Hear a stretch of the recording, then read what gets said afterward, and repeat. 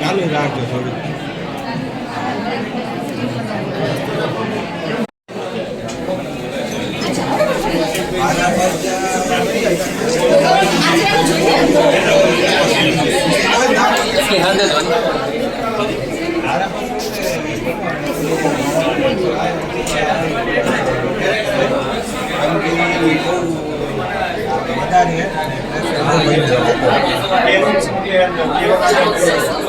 ચા લાગે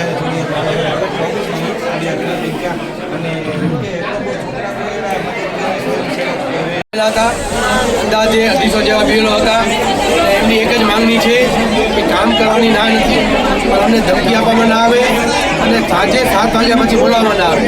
સાથે સાથે શિક્ષણ ઉપર જે અસર થાય છે એનો કંઈ રસ્તો કાઢવામાં આવે.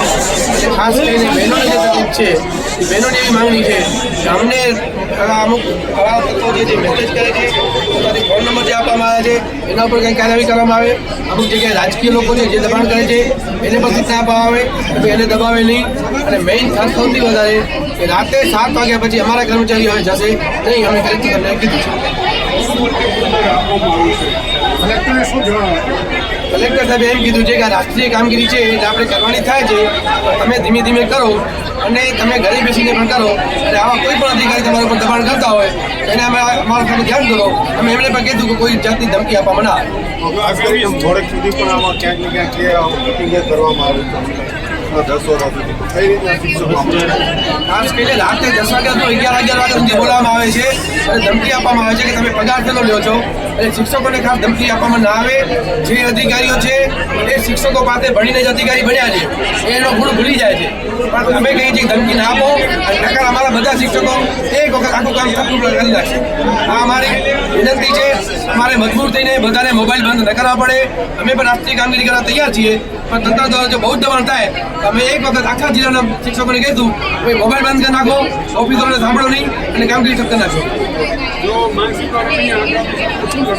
એ જ કહ્યું કે જો માંગ અમારી આવી જો બહુ દબાણ ચાલુ રહેશે અમારે એક ચોટ આ બધી કામગીરી બંધ કરવી પડશે. ના જાણતા પણ અમારી મજબૂરી રીતે અમને આ કામ બંધ કરવું પડે.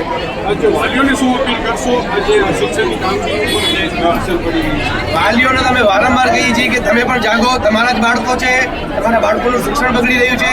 આજની તારીખમાં વાંચન ગણન લેખન ચાલે છે, પણ શાળામાં ભણાવવાનું આના લીધે બહુ ઓછું કામ થાય છે. અને વાલીઓને સાથે એ પણ અપીલ કરી છે કે તમારા ફોર્મ તમે સારી રીતે ભરીને અમને આપો, જેથી અમને મદદ થાય અને તમારું કામ સારું થાય. બરાબર.